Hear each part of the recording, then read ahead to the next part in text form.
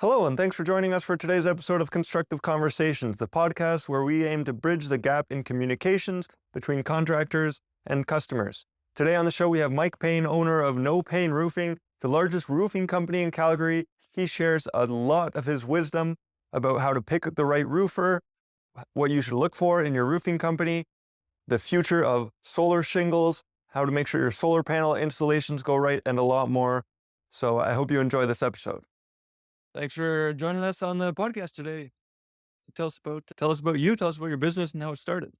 How it started. Well, my name is Mike Payne. I'm the owner of Payne Roofing, and thanks for having me there, Nick. I just how we started was, I wasn't afraid of heights. I found that out because I was just like a little hellion, you know, climbing up roofs for no reason. So I guess it was in my blood.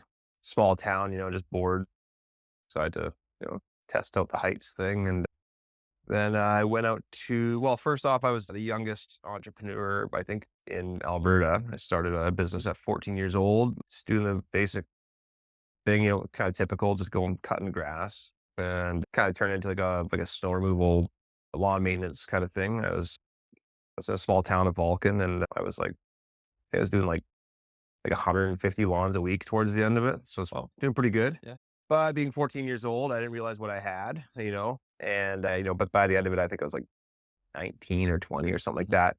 I got kind of complacent, and actually I was having an issue with a condo association, and I decided to bring my dad in to kind of help me out. These are two older guys or whatever. They were like gonna, kind of grilling me about some things. I brought my dad in, and then he was pretty rude, and they canceled the contract. And so then I went into seismic.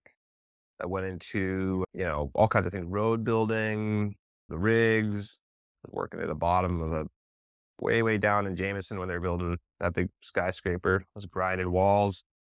Pretty big change from being your own boss, and then, but anyway, I got laid off from the oil fields towards the end. And my buddy was talking about this guy that had a roofing job. So I said, my buddy was not a good worker. He's not a hard worker at all. He got fired from this guy multiple times. So I just kind of went around him and gave this guy Bill a call. He got me on the roof, $15 an hour. And yeah, I started roofing away, and, one thing led to another. I kind of, I have my business experience. I think I started working as a subcontractor. Those companies didn't really treat me very well. So, and on top of that, I was trying to be like business partners with them, because I have like businesses in my blood. They wouldn't take any of my advice. So I was like, okay, well, obviously I got to run my own business. And that's why I started that. And so first I started roofing in 2009. And then I started as a subcontractor all the way to 2018. And then I started Payne Roofing up as a brand. And here I am today. Awesome. Nice. And what stage is your company at? Like how big are you? What do you guys focus on? Residential, commercial? We do more residential than we do commercial. So we do both, really. We do the flat roofs and sloped roofs. A lot of people don't know that we do flat roofs. I don't really advertise it that much, but yeah, what I'm really focused on is our lifetime guarantee with sloped roofs. So I'm always trying to represent CertainTeed and trying to get everybody just to jump on the CertainTeed bandwagon, because it just guarantees you versus against the workmanship issues, and it also guarantees you against product issues. Nice. And so you mentioned like you built the brand, and I know because I've seen your brand all over town. Like what was that process like? And like where did you learn to develop that? And Uh, I think, I had a search engine optimization guy that I had hired, and he made the logo for me. And he was really, talking about branding and kind of, telling me the importance of a logo. And I was driving through traffic, and I saw a TD sign. I heard TD on the radio, and then I think, where was it? Then I think I saw TD on my social media. And I was like, they just hit me 3 times in a row, and it kind of like made me realize that you gotta, with branding, to stick in people's minds, you gotta hit them from multiple angles. So that's what we do. Lawn signs has been one of the best forms of advertisement we've done. Not so much in terms of we'll get work from it, but it's more like, hey, everybody sees them. and then they'll hear us on the radio, and then they'll see us on social media, then they'll see a vehicle drive by. And, so now we're kind of everywhere. So to put it into, to answer your other question was how big are we? I mean, this year was probably the biggest we've ever gotten. I think we had like, well, 30 something people working with us this year. So it was pretty large, this scale, but I think that it was a little bit too much for me. I think that we want to do this next year is kind of scale her back. And, cause we're really focused on quality over quantity. So, we just got to kind of remind ourselves of that sometimes. Yeah. Particularly me need to remind me to do Yeah. that. Yeah. Yeah. I like that though. Yeah. Focus on quality. And yeah, I like that. So in the branding, you get the different touch points. So then you guys are sort of everywhere. So then people see you, not necessarily they're picking up the phone to call you, but they see you 10 times. And then when they need to think of a roofing, oh, I've seen them Mhm. around. Makes a lasting impact. Yeah. That's awesome. Yeah. Cause when they actually look to find you, they're like, oh, yeah, I remember those guys. But social media is a big deal too, because it kind of shows, you get to show your personality. So that's what I basically let people know. They can be, essentially safe with No Payne Roofing, and they can trust, us to do it. And essentially, they can see me and how much I care about their roof and their home. They know that I'm the guy for the job to come and do it, and they find out really quickly when I come to meet them because uh, I'm the most thorough guy in the city. Like I check everything out. I give them an honest opinion, and far more comprehensive than any other company to date. And hey, I encourage my competitors to step it up.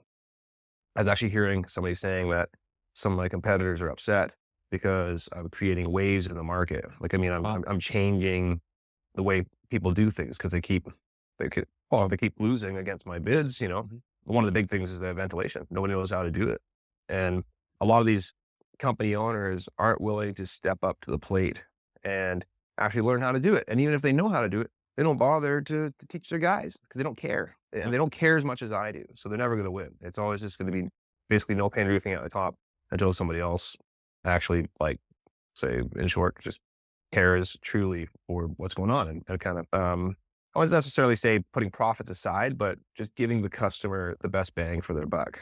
Mhm. That's great. And that's good to hear. So that you're setting the bar higher for the whole industry basically. And I'm really interested in that conversation to dive into that because like the focus on the podcast is the communication between the contractor and customer. So you're mentioning there that you communicate with them, you explain things to them, you teach your guys, and other roofers don't do that. So recently I heard someone say something along the lines of all roofers are pirates. And so my question is, in your experience, does the roofing industry have sort of a bad rap for, you know, roof pirates? Mm. And then what specifically sets you guys apart? Because clearly you're on a whole different level. And what's the journey like to get there, to set yourselves apart and to step away from sort of that Mm. perception that people have about roofers? Well, put it in short, if drug testing was a requirement and it was done honestly, roofs wouldn't be getting done.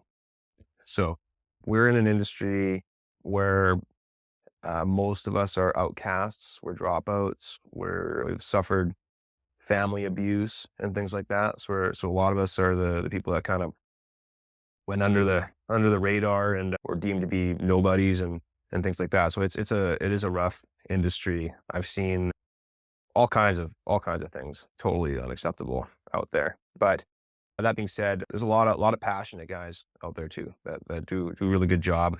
To keep in mind with roofers, we work for a living. We work hard for a living. So if it's a very honest job in that sense. But the pirates, I guess, I mean, yeah, it's kind of wild west. I would say, like, never give a roofer any money up front.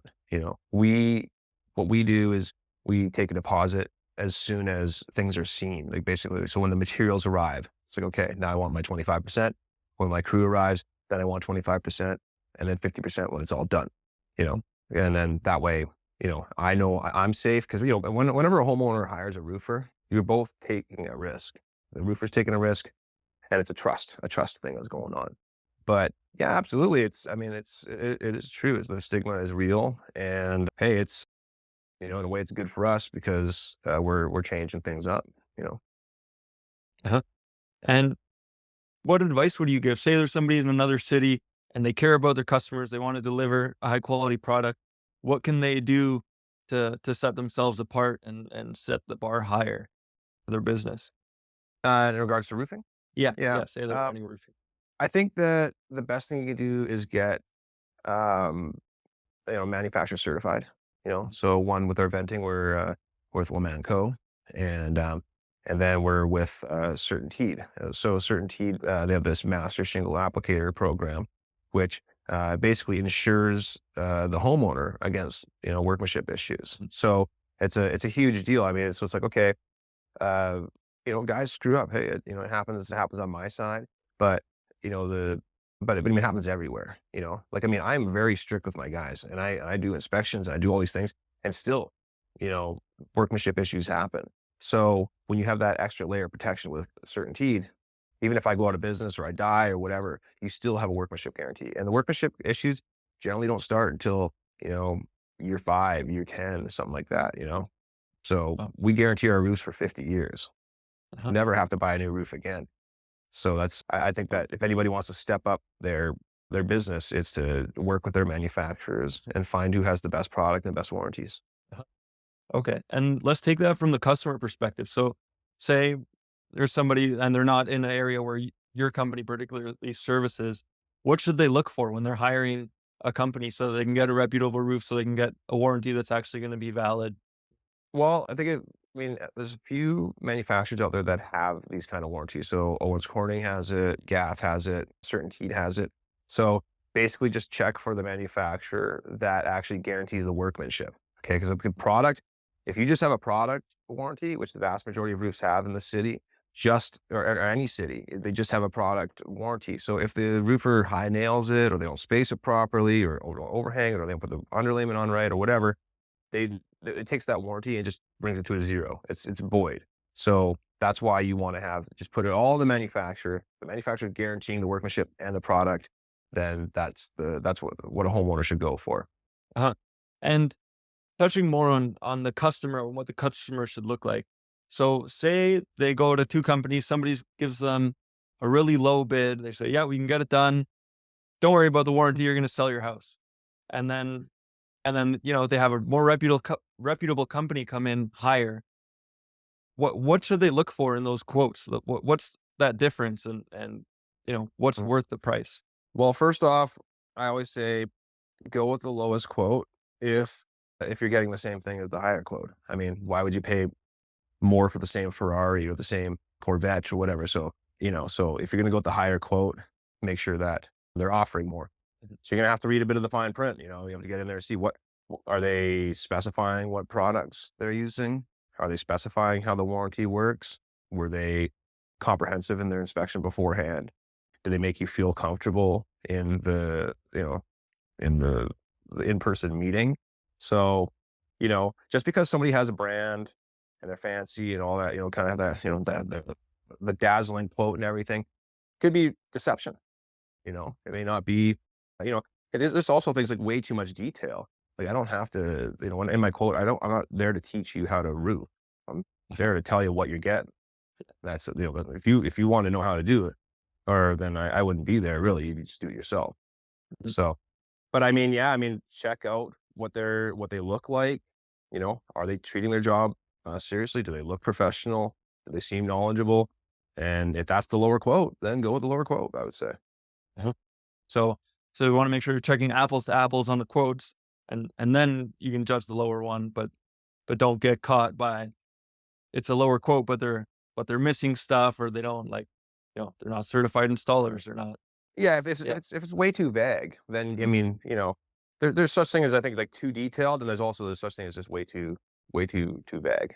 So, but yeah, like for me, when I read an estimate, um, I show them the warranty, the product, which events are going on, what the brand is, you know, and then the payment terms, special details that I may have found in the inspection. But that's the way I do it, and it works. I think that's what it should be. Can you talk more about that initial conversation you have with the customer? Sort of when you set expectations of what they're getting, what the process looks like, do you find your customers like know what they're getting and that ends up leaving them happy at the end of the process?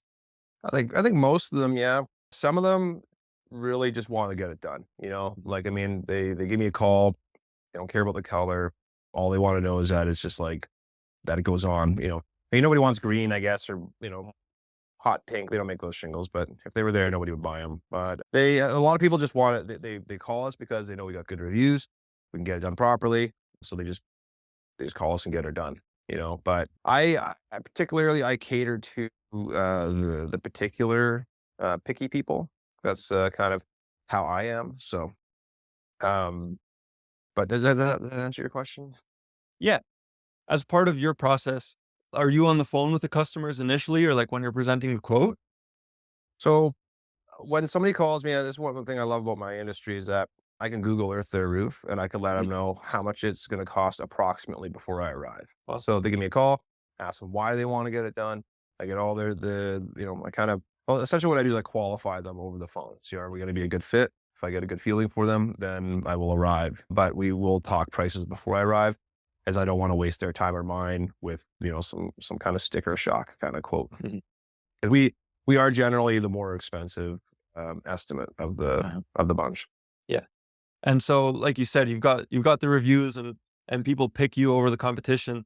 So when they get your higher quote, what are the factors that make them choose you over the competition? Well, I think a lot of it is a lot of these people, they plan on living in their home for a long time. They care about their home. They're kind of like Mhm. me in that sense where it's like just a job well done just gives them a deep sense of satisfaction. I think some people respect their homes more than others. And the ones that hire me are, generally see the worth. Like, yeah, I want to pay this guy, maybe a couple $1,000s more just for the fact that, I'm managing their $750,000 project. I mean, so when you think about a couple $1,000s, I mean, if if you want to pick the most trustworthy person, it's not going to damage your home. It's not going to cause all kinds of issues for you.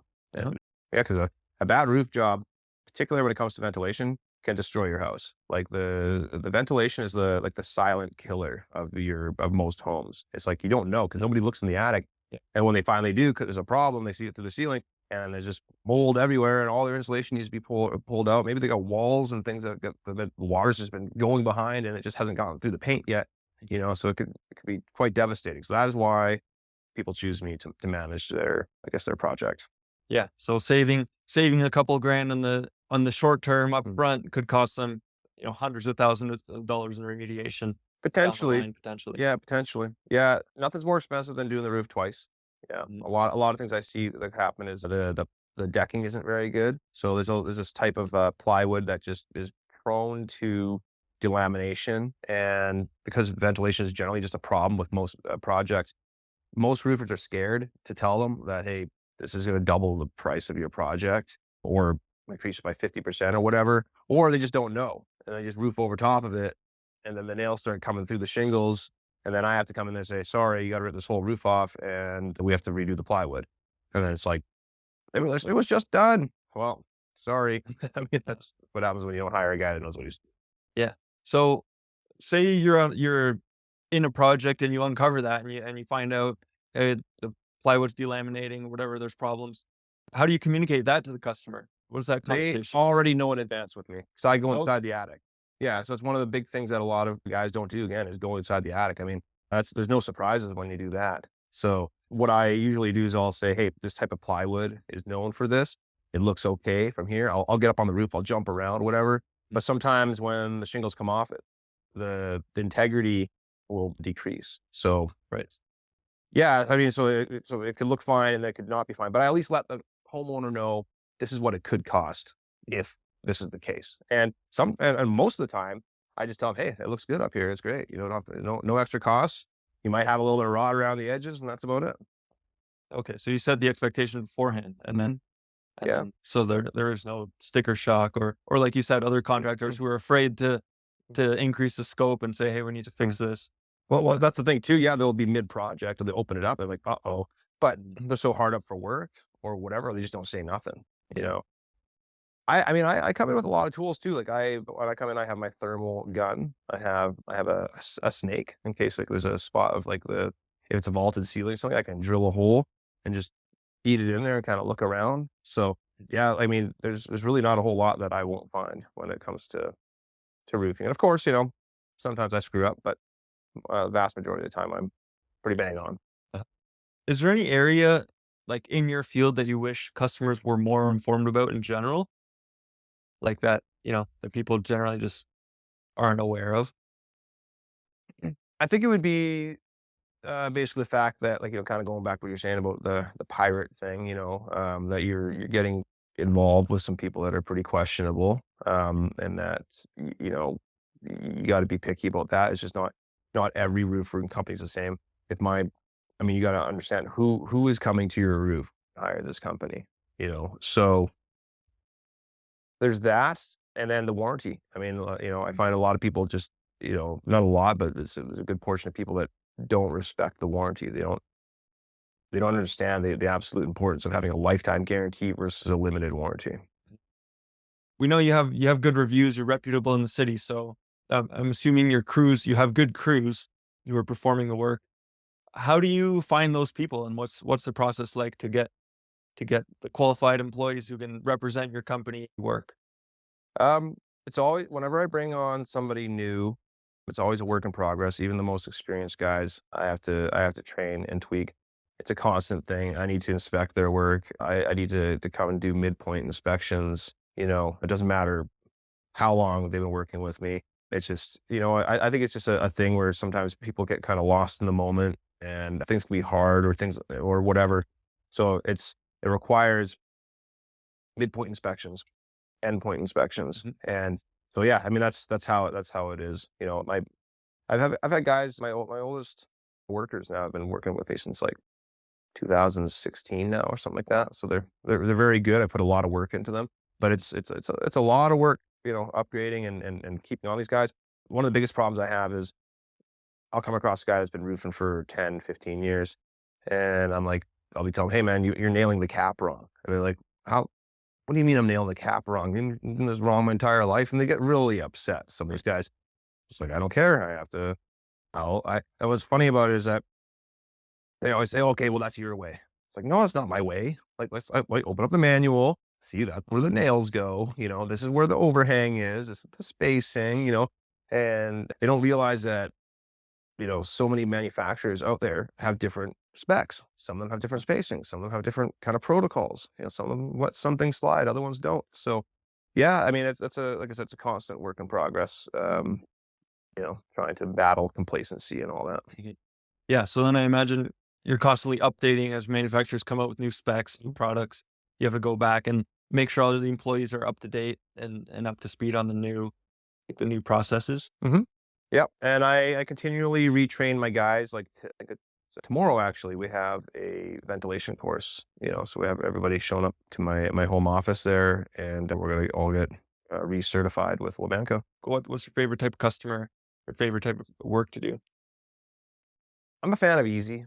Like I like easy projects when they're complicated. I mean, it's a lot more headache, But I take them all. I take all projects, big and small. If you got one blown off shingle, we'll come out there and fix it, or a little of the fascia's blown off, or something. So even the most minuscule thing, you got one nail that needs to be hammered in, I'll come and do it. But yeah, I mean, generally easy peasy gravy projects. I prefer those. And then as for customers, I prefer the particular kind of people that are detail orientated, and that's who we're more geared towards. Because I mean, some people that don't care about their homes are going to go for the low baller, drug addict, and they don't give a crap. You know, Mhm. so that's kind of the answer to that. Uh-huh. And do you guys do any, so you have your podcast. Do you do any sort of like education so that, maybe there's the low baller type of customers is always going for the lowest bid, but if they knew that there's warranty, that they're like these options are out there because they, where are they going to learn that's out there? Do you do any sort of like outreach, like education, like educational components? Yeah, yeah, we have educational components. I probably don't put it out there as much as I should, But I think it could definitely help people. I mean, I think what people need is not everybody, but I think that roofing is not exactly a respected industry. I mean, it's not largely an unrespected trade. People think, basically a monkey can do it and that kind of thing. And it's just like, it's just not true.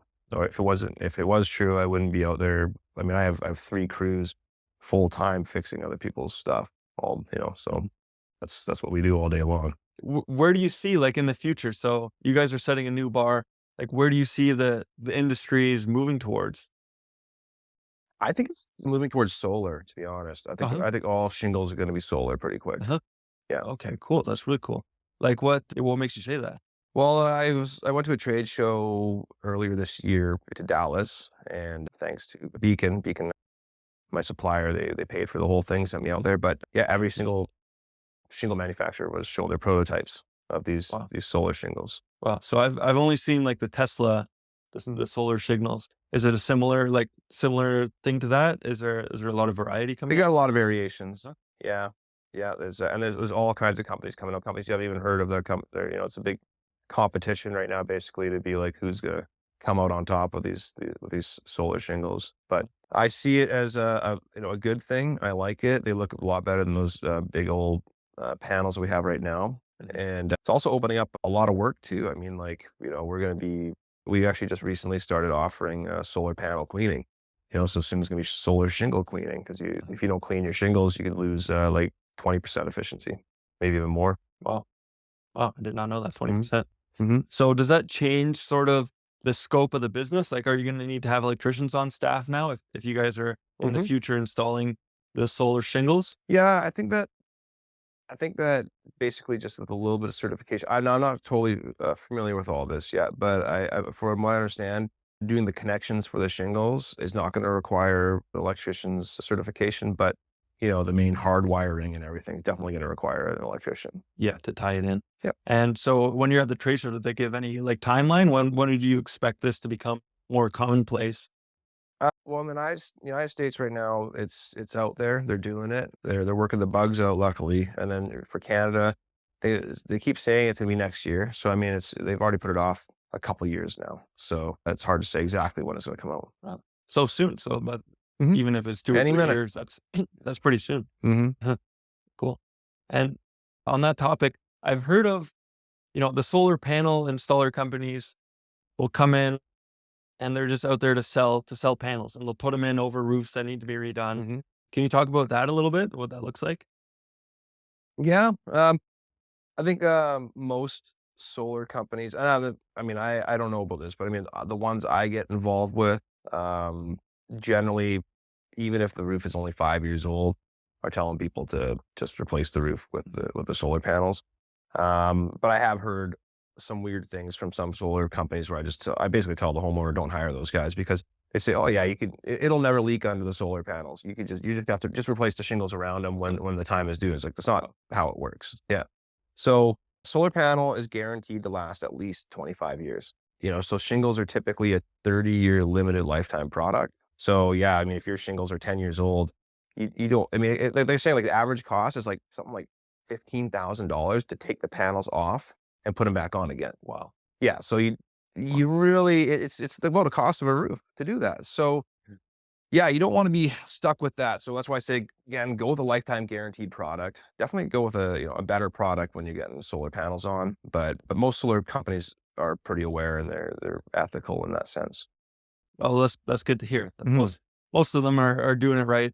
Yeah, and you're not saving any money by not replacing the roof if it's going to cost that much to replace it. Well, there goes all your electrical saving. But I mean, that's another thing too. People don't realize they think that, oh, I could just put solar panels on and it's going to pay for itself in this much time. Well, maybe. I mean, if inflation is real bad, but yeah, I mean, it's essentially, yeah, you have to replace the roof, and you got to factor that into your energy savings as well.